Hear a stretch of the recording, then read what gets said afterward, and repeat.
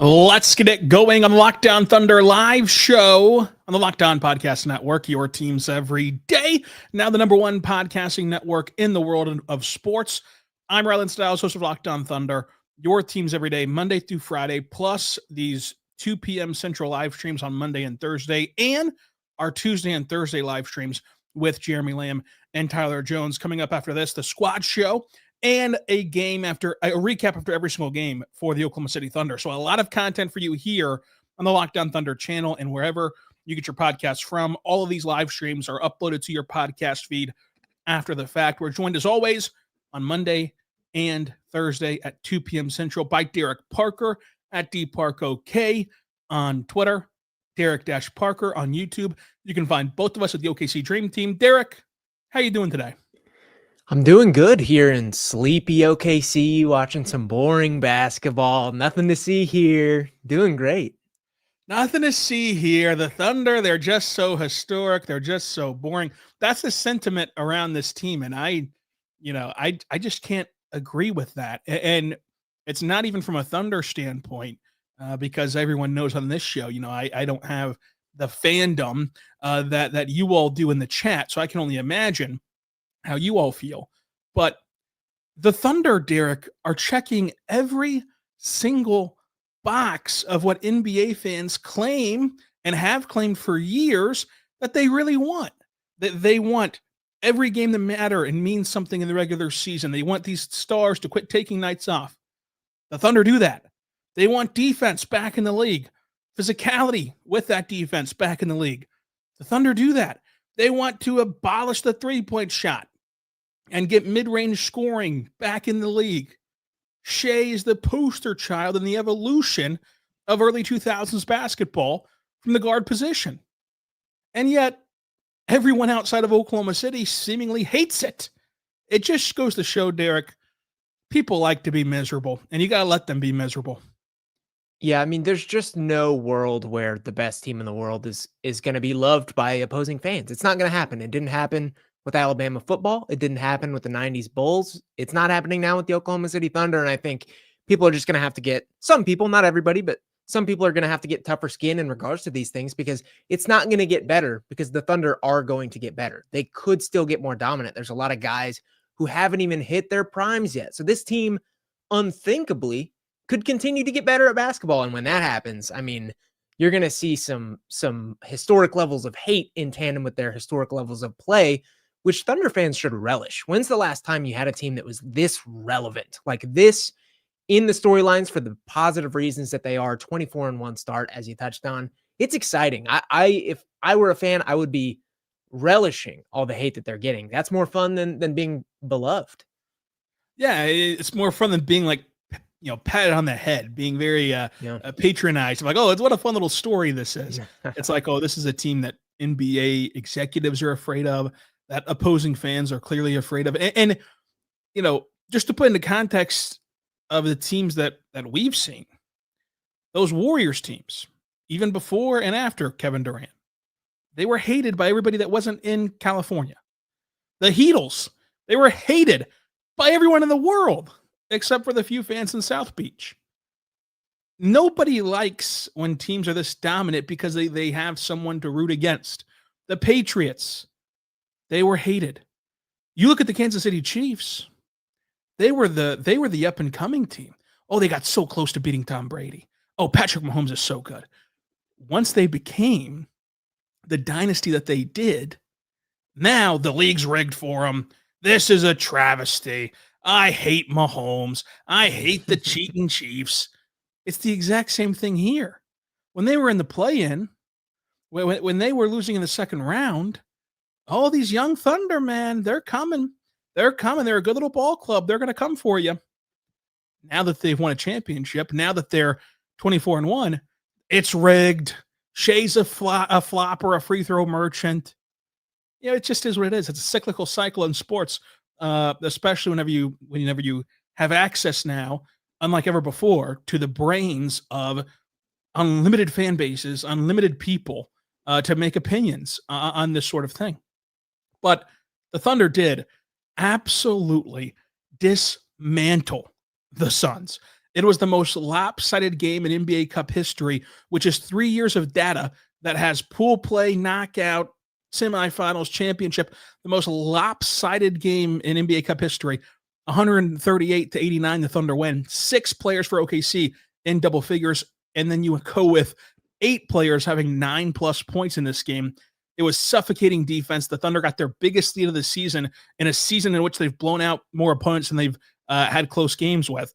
No Devin Booker, but also no rebounding edge for the Suns, as was the case in their previous matchup, and even more turnovers for Phoenix in this game. Derek, what stood out to you about this lopsided win for OKC? Yeah, for as good as the team was in totality, I think Chet Holmgren stood out the most for me.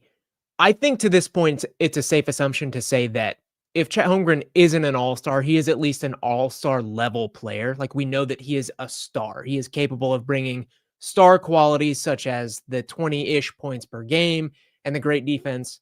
But against the Suns Wednesday night, he played like a superstar. He had, let me see here, 24 points on 9 for 13 shooting, highly efficient, 4 for 4 from 3, 8 rebounds.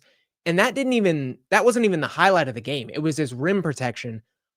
He's the defensive player of the year leader right now, odds-wise. Rightfully so. He had 3 blocks last night, deterred so much around the rim. I mean, if you look up superstar in the dictionary, it's going to show this performance. Like, it's going to have the Wednesday yada yada game versus the Suns. He was unreal. And for as good as Shea was and continues to be as a superstar, Chet was in lockstep with him last night. He was so good. From one superstar performance to another, my takeaway was SGA. Like, this was a game that the Thunder got up by 20 points in the first quarter, and it was clear. I mean, the second Dillon Brooks got 2 fouls early on, the Suns were so dejected. They were so demoralized. I mean, the first possession after the opening tip, it is the opening tip. It's Gillespie bringing the ball up, and it's Cason Wallace with a pick six, just picking the pockets of Gillespie and going and scoring on the other end. And that set the tone for what this game was. The only time the Suns got any life in this game was in the start of the second quarter with Shea on the bench, bring it to a 13, 11-point game, somewhere in that range in the middle of the second quarter. Shea comes back in. He steadies the ship. He gets them up by 30 points at the half and really puts the game to bed in the third quarter, so much so that a guy who typically plays the whole third quarter and none of the fourth quarter went ahead and exited out with 3 minutes to go in the third quarter because, hey, there was no reason for him to still be in that contest. A wire-to-wire win, 53-point lead for OKC, the largest of the season, and they get this dominating win. And Shea kind of bolsters his MVP case in a sense because, yes, this team is dominant. Yes, he has a good supporting cast around him, but he showed you yet again he's the straw that stirs the drink as he had 28 points in 26 minutes and 50 seconds of action. He only missed 4 shots all night, shooting 70% from the floor, 3 for 4 from 3. And oh, by the way, 3 for 3 at the free throw line. He take away the 3 points if you're just so anti-Shea free throws. Take away the 3 points and see what it gets you. 2 rebounds, 8 assists, 2 steals, and a block. Shea was everywhere all at once, making an impact on both ends, but especially driving the ship on the offensive end. Shea showed you again why he's so valuable. Yep. Couldn't have said it better. There was not a single second that Shea was on the court that it felt like the Suns could win this basketball game. They start, it gets out to what? I think it was 17-7 immediately. Shea was huge in that, getting downhill, getting into his classic jumpers. The only time it even felt like this could maybe be a basketball game was that second quarter stretch that you talked about. Shea was out, came back in, didn't matter certainly in the third quarter whenever they had their huge run to go up by 40 and even more eventually down the line. But again, you touched on it. Shea is coasting to MVP if they can win more than 70 games, if they can set all these records. I think it's bound to happen. My second takeaway, the Thunder's 3-point shooting seems back. We got on this exact live stream weeks ago at the start of the season, and we said, the 3-point shooting isn't looking good. And of course, we even knew then that it could come back. But when we were talking about that, I feel like it was in the context of maybe league average or just better than what was happening, which was, I think they were 28th or 29th in the league in 3-point shooting. They're dead last. Several weeks later, they are 5th in the NBA in 3-point shooting percentage on decent volume. All of their players are starting to find their rhythm again. Jalen Williams included. J-Dub, who we've talked about having some shooting woes coming back from the wrist injury, as many people expected. 5th in the league in three-point shooting. They shot 22 of 40 last night at a 55% clip. Shea has taken a leap on that end. Chet Holmgren continues to be a dominant three-point shooter for his size and skill. And this is such a great thing because this is the number one thing that plagued them in the postseason last year was the shooting fell off. And while it could still dip a little bit, getting back to that top 5 ranking to where even if they do see some slippage in the postseason, they're still a top whatever team comparatively, then that's just going to be great because this blows the door wide open for the things they actually want to do, which is get downhill, get into the mid-range, score at all 3 levels. So I would say with the sample size that we have, 25 games, they're officially back in terms of shooting. Officially back, and it goes back to whenever they were dead last. And you everydayers know that, we kept saying on this show, they're a streaky bunch. They're going to run into a lot of threes pretty soon and balance all of this out. And they were the 6th best shooting team percentage-wise from 3 a year ago. They're now 5th in the league. They just went on a run yesterday of yesterday's shooting splits for the Thunder. You can't even recreate them in a video game unless you're playing on rookie mode. They shot 59% from the floor, 55% from 3 on 40 attempts, and 12 for 13 at the free throw line, which is 93% for those, or 92% for those keeping track at home. Unbelievable shooting splits. What a run that they've been on from distance. And if they're hitting their shots, they're unbeatable. They're just simply unbeatable because you know what they're going to bring to the table on the defensive end every single night. And that defensive end led last night by Cason Wallace. He was a huge standout early in this game, active on the glass, getting the steal on the first possession, which we've already talked about, playing his role nicely offensively as a play finisher. Great in transition, going both ways, offensively in transition, catching that lob from Shea and the outlet pass from Shea, and then defensively in transition. I mean, that play that he had where he gets a steal, runs transition with Wiggins, throws it to Wiggins. Wiggins misses the layup after taking some contact, and now Cason's at the baseline after making that pass. The Suns are going the other way. Cason goes not just end to end, but opposite side of the court to the other corner to contest a 3 and force a miss. Like, that just shows you the motor of Cason Wallace and his ability as a defender. And he ended up with 4 steals last night in just 18 minutes of action as he left the game early. After he ran into Mark Williams. So we'll see what his status will be on tomorrow's injury report. But Cason Wallace, what a standout performance from him, even in limited sample size. Yeah, you talked about motor. That brings up my next takeaway, which is Jalen Williams and his motor, J-Dub. Talked about him coming back from the wrist injury. He's had some really good games. He's had a 22-point performance. He scored 25 against the Jazz.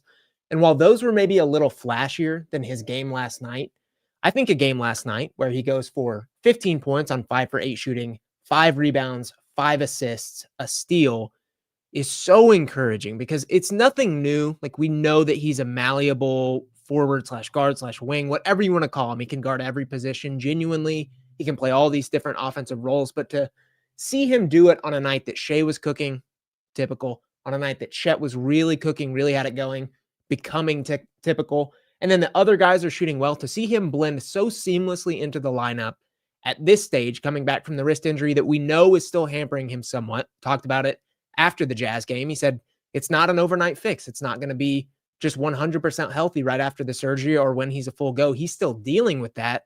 So to see him just mesh right in this quickly, impact the game this much from the get-go is great, because I really thought this would be maybe a few months long process. Like, I thought it would take him a couple months to get back to where he was. And while he isn't back to what he was last season, it's not that far off. He's pretty close, and he's still dominating basketball games. So just an encouraging sign from Jalen Williams. Again, not the flashiest stat line, but to see him just chameleon back into this Thunder lineup after several games out is just very encouraging.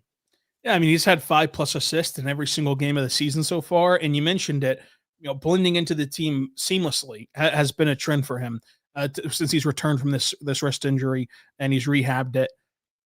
And if you're a Thunder fan out there listening, you should welcome every narrative that the national media tries to put on this team, because they end up looking foolish every single time. You can go down the list of they're too young, of Shea can't dominate in the playoffs because the playoff whistle will change.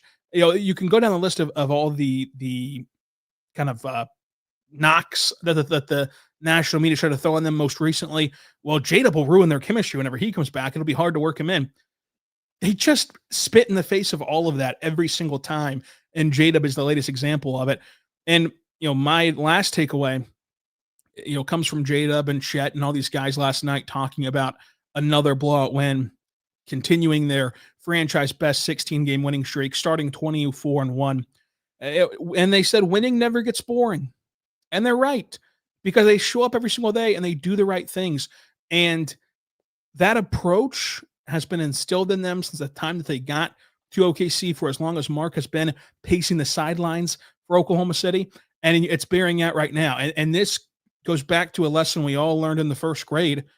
You know, actions speak louder than words. And they've always said the right things, 0-0, 1 of 82. They're implementing that constantly. And they did it again after a shortened off season, you know, after they have the high of the championship hangover.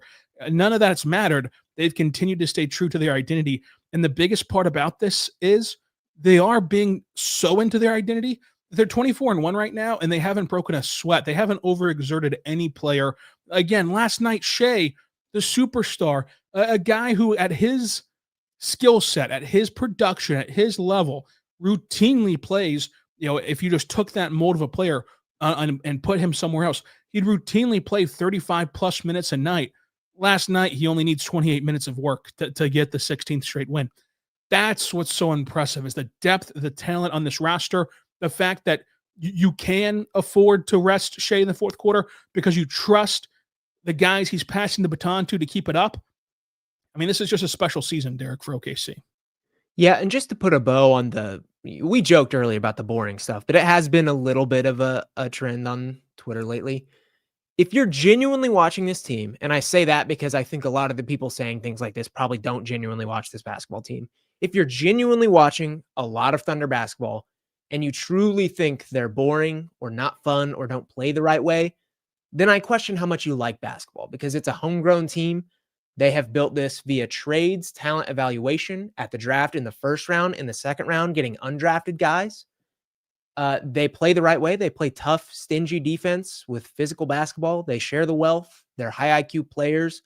They're not gaudy in post games. They have a great coach with a great system, with a great staff, with a great scouts. Like, they just do everything the right way, and they're reaping the rewards of it right now. So to Thunder fans, soak it in. And to anyone else, I would encourage you to watch this team, because they're just that good.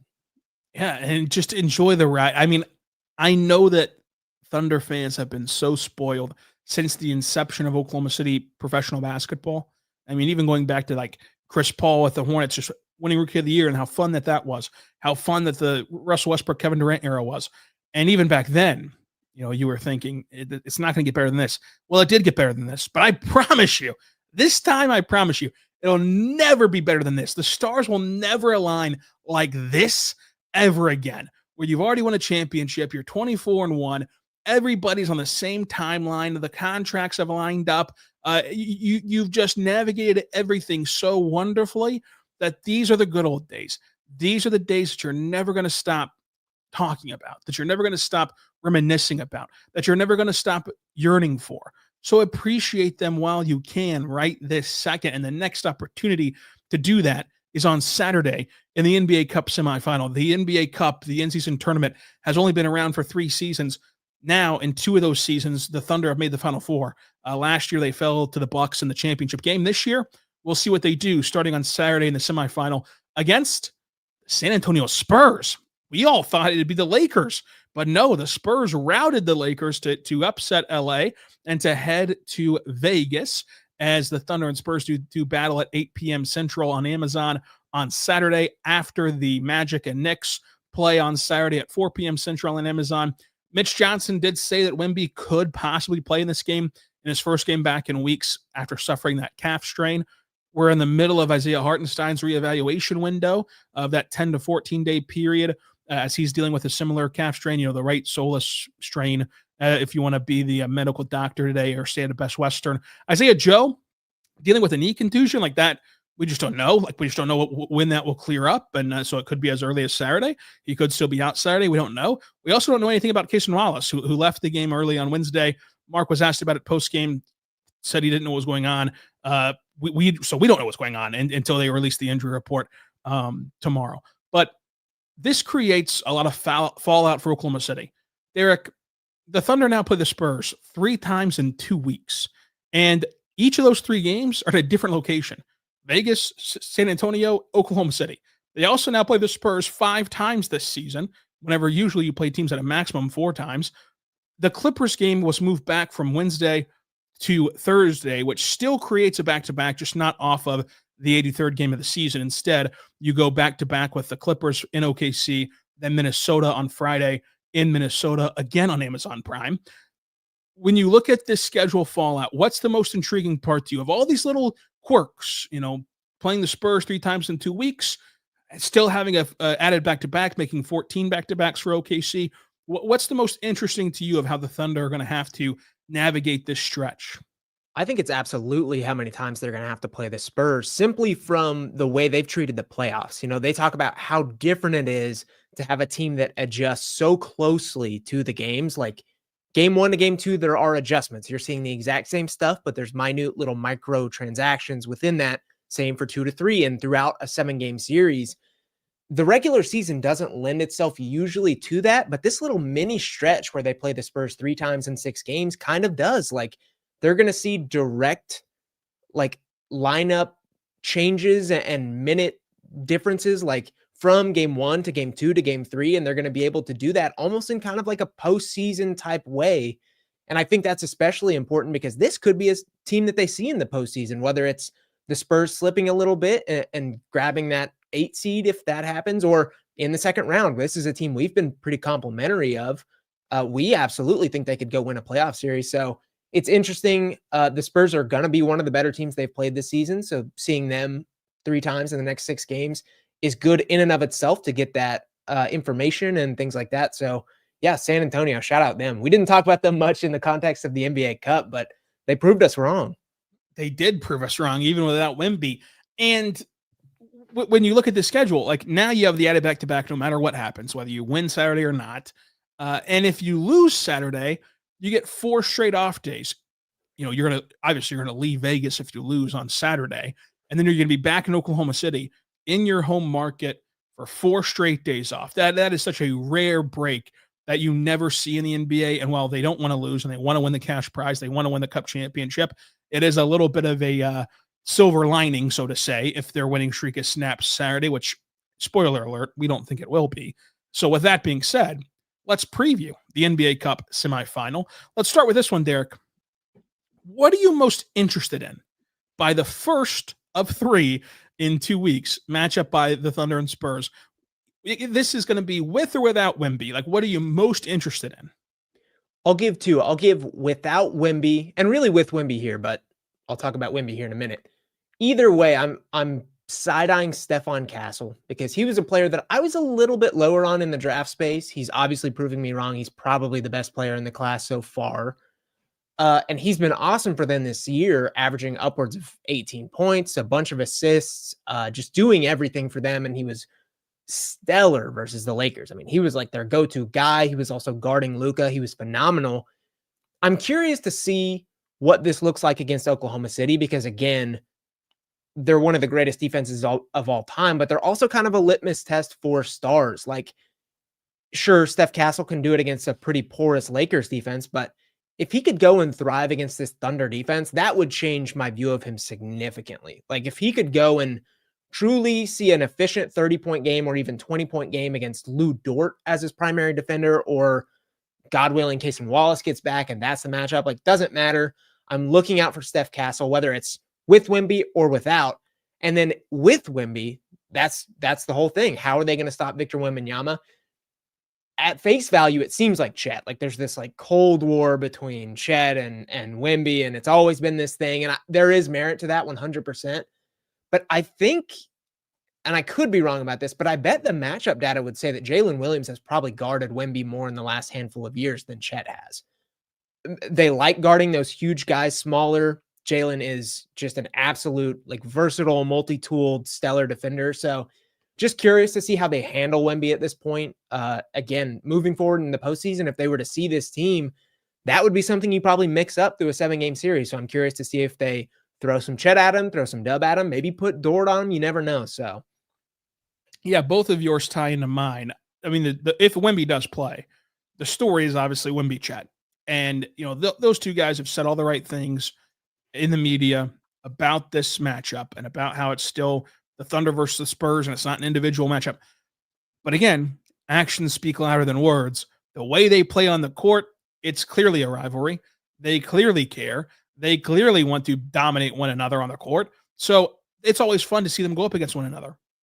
Now, if Wemby does or doesn't play, I'm also very curious, like you mentioned about Castle, about the entire ball handling group from San Antonio. This is a Thunder defense that can turn you over fast and in a hurry. San Antonio has a full complement of really nice ball handlers and decision makers at their disposal. And, the soft schedule point about the Thunder, I think is a bit overblown, partly because we don't understand as a collective, how to diagnose strengths of schedule. Yes, they haven't played the Nuggets yet, but they also can't play themselves. And so when the Kings, for example, have already played the Thunder 3 straight times this year, yes, their strength of schedule is wildly out of proportion because they've played the best team in the NBA and the best team in NBA history 3 times in the span of 25 games. And so the Thunder don't get that opportunity to play someone who grades out on the toughness scale as highly rated as OKC does. But the point about this soft schedule that I do think is right is that they have, not by any doing of their own, obviously, ran into some teams who didn't have, the Portland Trailblazers had literally 0 ball handlers one of those games, the one in OKC on that Sunday. The Suns last night didn't have Devin Booker, didn't have Jalen Green. They don't have a point guard on their roster, period, but they want those 2 guys to be the lead ball handlers, and they didn't have either one of them in that game. So you go down the list, and you can find that in these games they have not had to face a ton of high-quality ball handlers. The Spurs have multiple. And so can they protect the basketball against this Thunder defense? I don't think that they will be able to, but it's I think, the biggest test thus far this season. Yeah, from a strategic standpoint, you are 100% right. They have not played a team with this level or this many and this level of ball handlers. Like the Lakers have some good ones in Austin Reeves and Luka. They shut them down, and those guys probably take care of the ball a little bit better too. The Spurs, though, do, with Steph Castle, De'Aaron Fox, and Dylan Harper, have probably the best trio of strictly handlers in the league. I don't think they're the best playmakers or decision makers. Not that they're bad, but I think they do have little bit of turnover issues. They're still growing. I mean, 2 of these guys, one is in his 2nd year, one is 12 games into his career. So of course they're not going to be the decision makers that Luka Doncic and Austin Reeves are, but you're 100% right. If they can stop these guys, I think it's going to be really, really hard for San Antonio to win, but these guys could also thrive. The Thunder have the best first line of defense in the league with their perimeter defenders. And Dylan Harper is an incredible driver of the basketball. Steph Castle has probably improved this more than anything else in his career so far. And De'Aaron Fox is known for that. So I agree. I think it's just an interesting matchup on a lot of different levels. And when you look ahead now, as we shift into the game itself in the sense of keys to the game, what do you think the Thunder have to do, regardless of who plays for either side? Because both sides have starters on the injury report right now that we don't know their status of. We don't know the status of Wemby, Ihart. We don't know what's going on there. Kaysen, regardless of who plays, what do the Thunder have to do to get a win here? Yeah, I don't know if there's anything they have to do. If there's anything they can point to that's if they do this, they will win. They just have to play their game. They feel unbeatable right now if things are clicking even moderately. The Spurs are going to have to be really, really sharp. I'm not saying that they can't win. It's the NBA. Any team could beat this Thunder team on a nightly basis. But they're going to have to be perfect. You have to play perfect basketball to have a shot at beating this Thunder team right now. I'm not saying they're not going to go through cool stretches later in the season, but right now they're shooting the best that they have.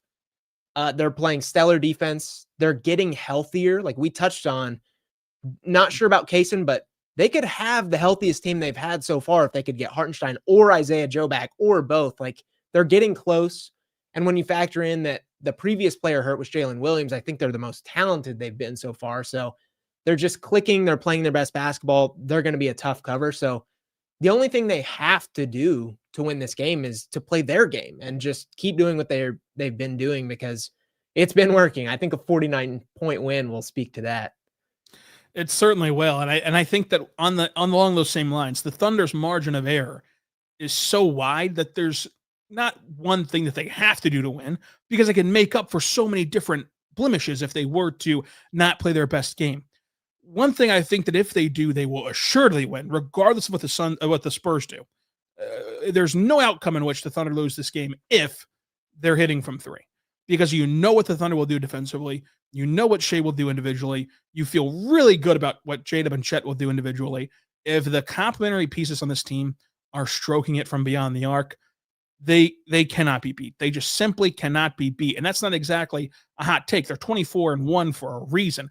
And of that 24-1, they've spent more time blowing teams out than winning at the wire. But of the games that have been less of a blowout than others, it's been because of that slow start from beyond the arc. It's been because that they couldn't punish teams for overhelping on Shea and the gravity of Chet and J-Dub. So I do believe that the three-point shot will be the biggest deal and will be the biggest deal breaker of how this game trends. And again, it's not going to define if the Thunder win, because the Thunder have so many ways to make up for it, but it will define if the Spurs can even keep this a contest to have themselves a chance at winning this game. So now let's pick the games. Who wins, Thunder versus Spurs? Despite me starting the week thinking the Thunder would go 1-1, I am picking the Thunder to win. I don't necessarily see it being a close game. I don't think it's going to be a 49-point blowout, but I do think the Thunder can pretty comfortably win this game. Without Wemby, I just don't know if they have the star power. And I know they're spunky. I know that they are. But this Lakers defense and this Thunder defense are drastically different things. Like Steph Castle. The fourth best Spur is going to be seeing better defense than Stephon Castle saw last night. Like, that's just how it is. This Thunder defense is incredible. Even with Wemby, I think the quick reintegration of him is just going to be too fast. Like, they're probably not going to be clicking from the get-go. And when we're talking in terms of historic teams, I'm just going to pick the historic team. So nothing against the Spurs. I think they're good.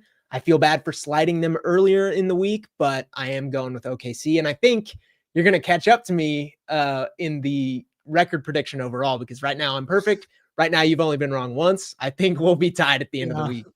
I think we will be too. I think that the Thunder are going to win this game on Saturday. And I think that they win very comfortably. I think that they cover the spread on Saturday.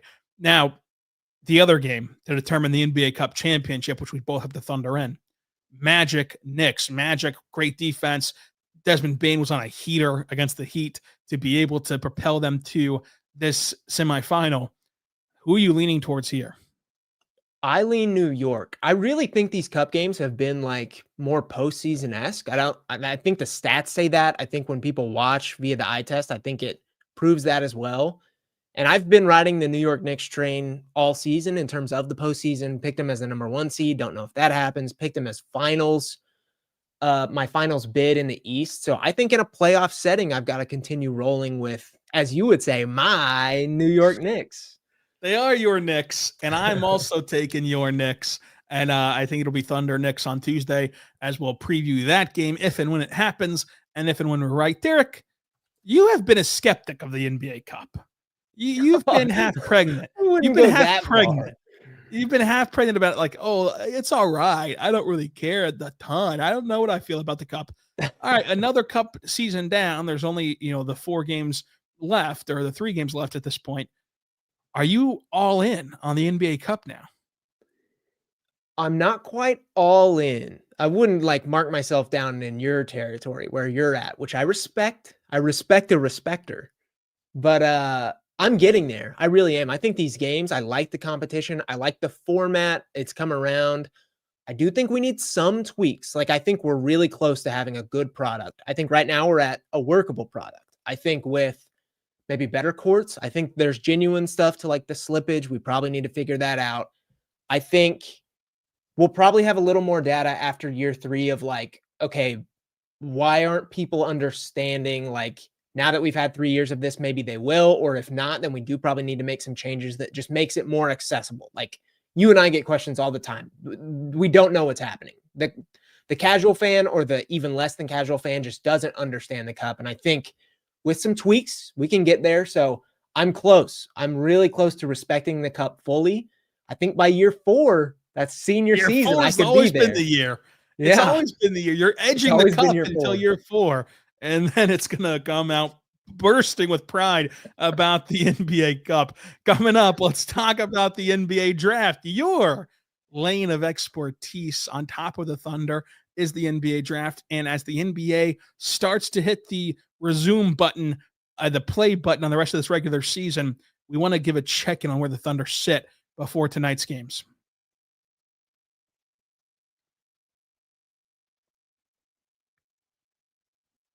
We're back on the Locked On Thunder podcast. This is the Locked On Thunder live show every Monday and Thursday at 2 p.m. Central Time here on YouTube and uploaded to your podcasting platforms afterward. In addition to our Monday through Friday show, in addition to every single game, in addition to our Tuesday and Thursdays at 3:30 p.m. Central Time live show on the Squad Show at Jeremy Lamb.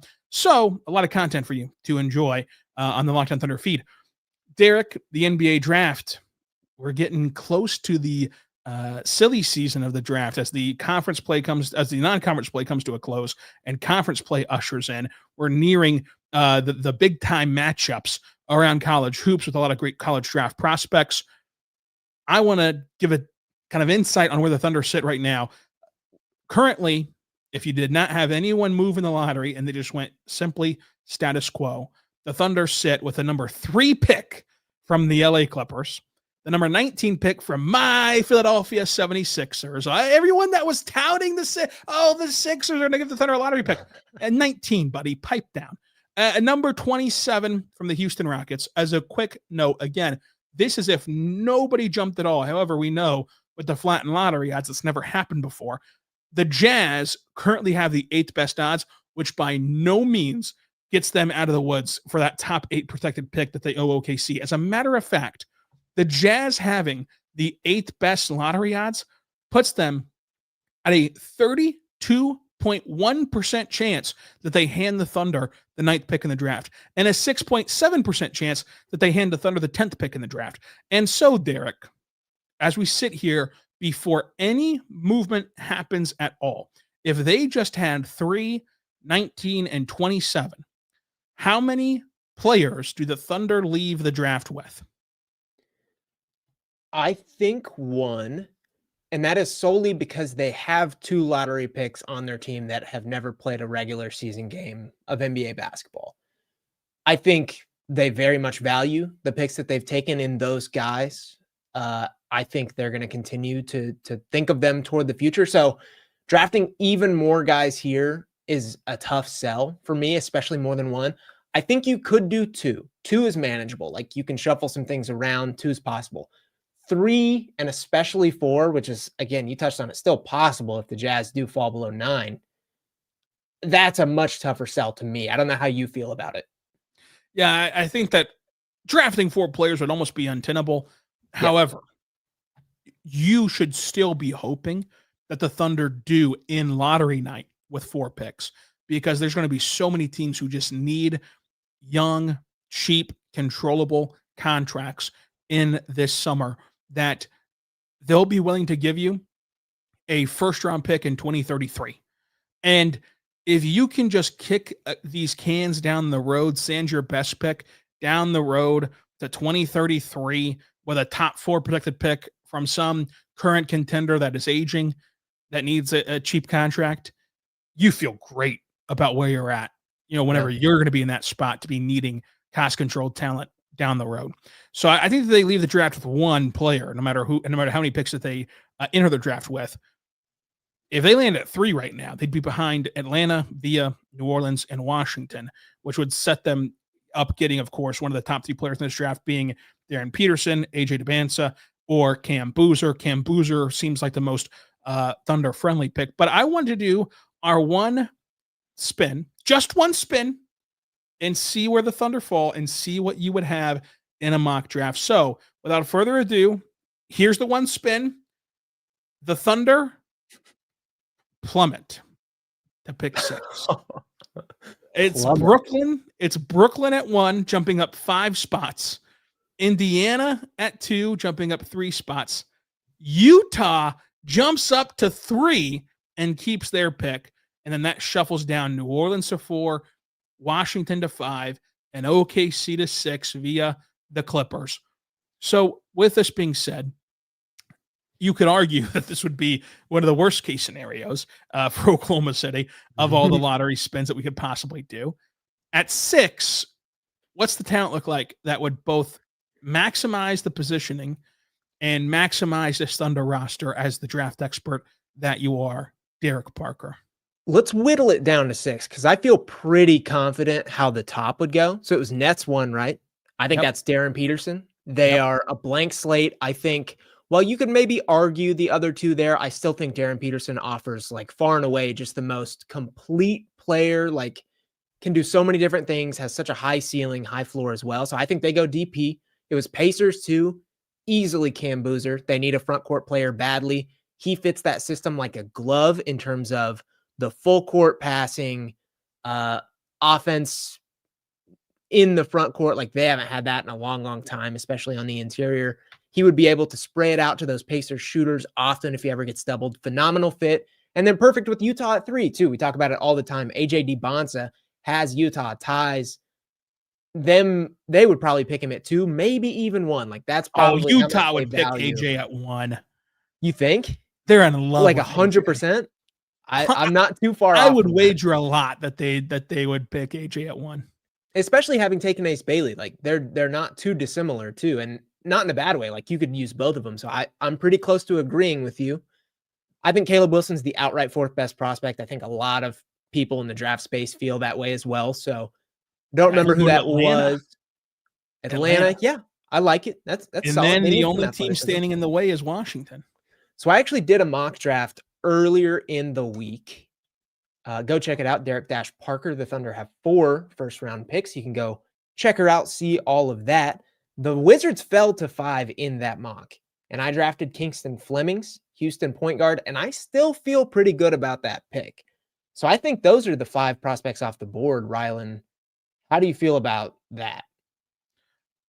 I think that I feel bad for Washington if they once again dropped in the lottery. Yeah. And I think that if they were to take Flemings, the Thunder would be doing a little dance there before their pick at 6. And that leaves a lot of talent available to the Thunder.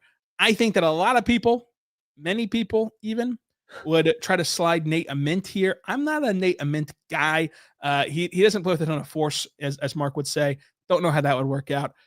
Koa Pete, I like him. Jaden Quaintance, take a swing at him. Like this would be a very curious position for Sam Presti to be in, because it feels like Koa is the more stable pick, is the more kind of lower ceiling but higher floor pick. But a Jaden Quaintance is like when in Rome. When you're playing with house money, why not roll the dice and see what Jaden Quaintance can be? Because if he's not anything at all, okay, we'll manage around it. So where would you go if you were the GM for the Thunder and they picked at this spot? I was going to make all the exact same arguments. You're a ball knower. You've been paying attention to the mocks, to the conversations I hit you with. I think those are 2 of the options, Koa Pete, Jaden Quaintance. I myself, I don't know. I haven't really thought about this from a Thunder perspective yet, but I still think Hannes Steinbach is just an unbelievable ball player who is going to translate to the NBA. Incredible offensive rebounder at 6'11", perfect footwork, great hands for a big. He can finish everything around the rim. He's great. 6 is pretty rich for him, but I do think he would fit in this Thunder system. There's also a chance that, again, you talked about it, playing with house money, you just go grab a veteran that's really, really good. Maybe they probably shouldn't have been the 6th pick, but a Thomas Howe, a Yaxel Lindeborg, someone like that, a LeBaron Filon even, if you want a point guard. I think ultimately I would go Quaintance here, though. He's just too good defensively. Like you said, he's got the mystery box allure of like he could be anything. He could be really, really great if he ever adds a perimeter game. He's got athleticism.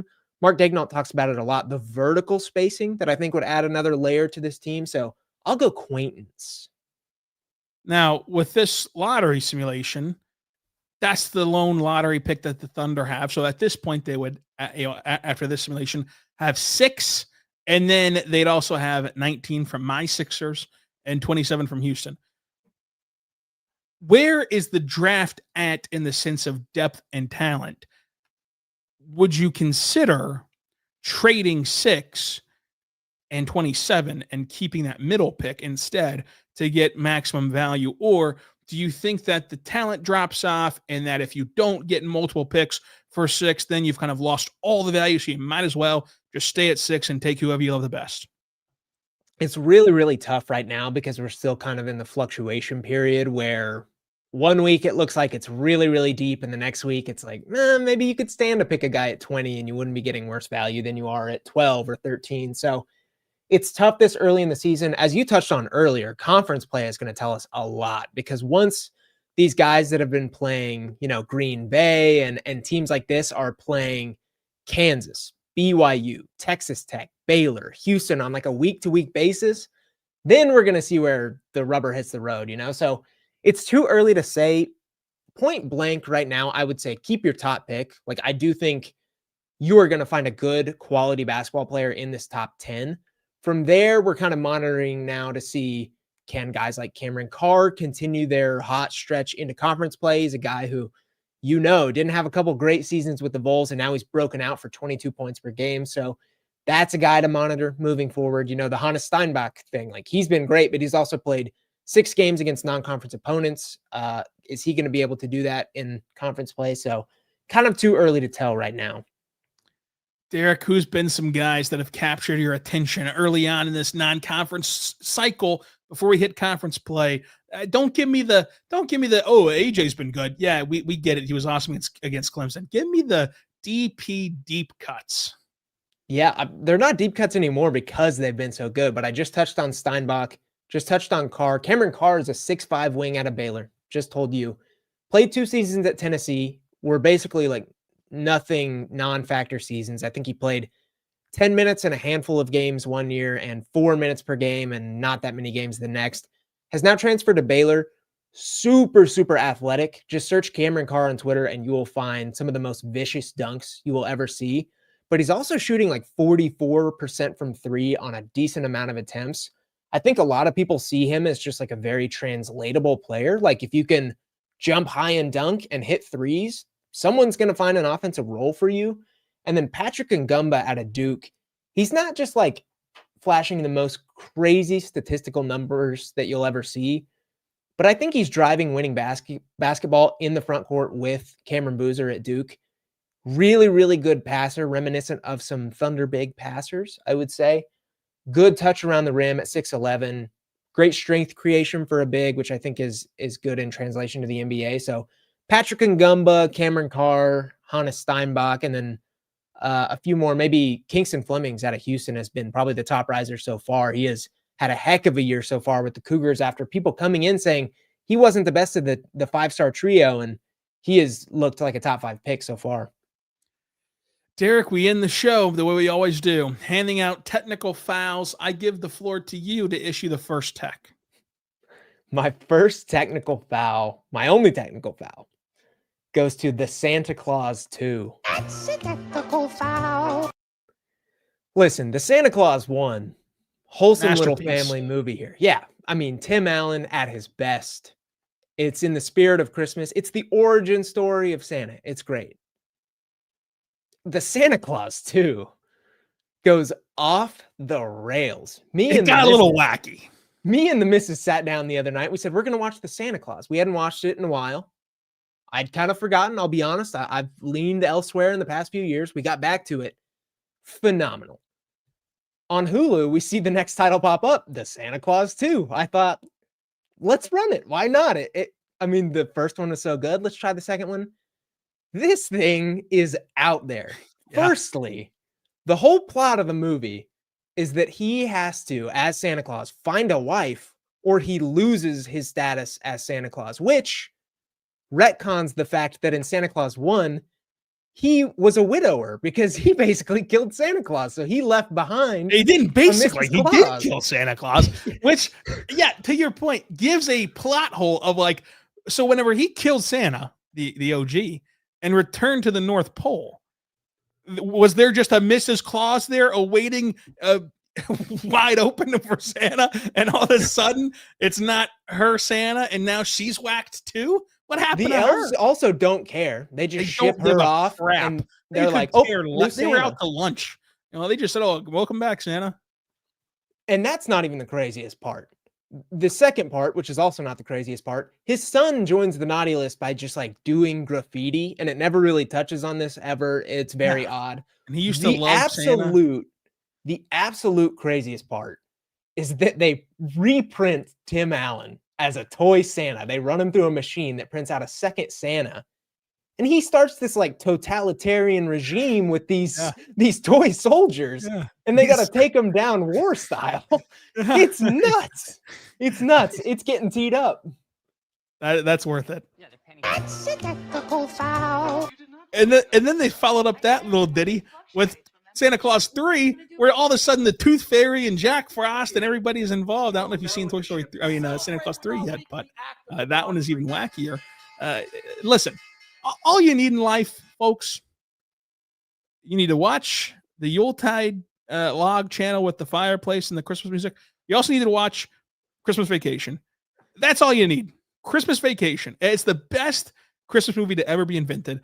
I love it every year. Got to watch it at least once, likely multiple times. The very best Christmas movie. Never been a better Christmas movie ever to exist. My technical foul. I've contemplated this long and hard. And I've given it plenty. You know how seriously I take the technical fouls. Yeah. My technical foul, Derek, goes to Derek Parker. That's a technical foul. Derek, you're sitting in your home right now, in your humble abode. Which, by the way, you paid a pretty penny for. That thing is one step away from the Schlecht Manor. It's a Derek Parker mansion. You're sitting here in your home wearing a toboggan. You're not a hat guy. First of all, I've never seen you in a ball cap. But all of a sudden now, you're wearing a toboggan. By the way, folks, this is one of the warmer days we've ever seen in this stretch of December. It's 65 degrees outside. That's spring in Oklahoma. And you're wearing a toboggan inside. What's going on? Firstly, I could feel that this was coming because you didn't put in our notes who you were teeing up. So yes. I could feel that it was going to be me because you wanted to keep this a secret. Secondly, I think that you might deserve a tee for calling it a toboggan. That's crazy. That's what it's called. It's just That's what it's called. It's just a beanie, you performative podcast brained man. And thirdly, the beanie's all vibes, man. The beanie doesn't wait on weather or bad hair days. It's all vibes, baby. And today was a beanie day. But you have a good head of lettuce. You never wear ball caps.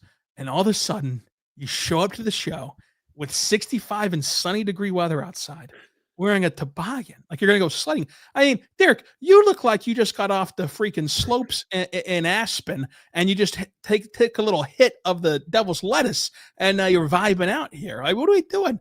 This is a professional outlet. This is Locked On Thunder, folks.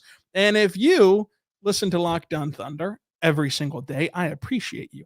You make this show happen and make this show possible. And if you want to get more from Locked On Thunder, join the Everydayer Club, because if you never miss an episode, it's time to make it official by joining the Everydayer Club and getting ad-free audio, access to our members-only Discord, emails every day, text messages from me. You can text me as much as you want to, and bonus episodes, and I'll give you a little Zoom virtual happy hour every once in a while over there on the Everydayer Club. You can go join that by going to lockedonpodcast.com/Everydayer Club and sign up for the Locked On Thunder feed. I appreciate all of you who've already done that, like my guy Adam in the chat. Up next, 3:30 p.m. Central, it's our squad show with myself, Jeremy Lamb, and Tyler Jones. And then on Friday, we're breaking down more of the Cup with Justin Martinez, who's in Vegas right now for the Oklahoman. That's your Friday morning show. And then, of course, after the game Saturday, we'll recap that Spurs game. And we'll be right back here on Monday for your normal Monday through Friday show, plus our 2 p.m. Central live stream on Monday with Derek Parker at 2 p.m. Central. Make sure you subscribe to that and stay tuned for that. Until next time, folks, be good and be good to one another.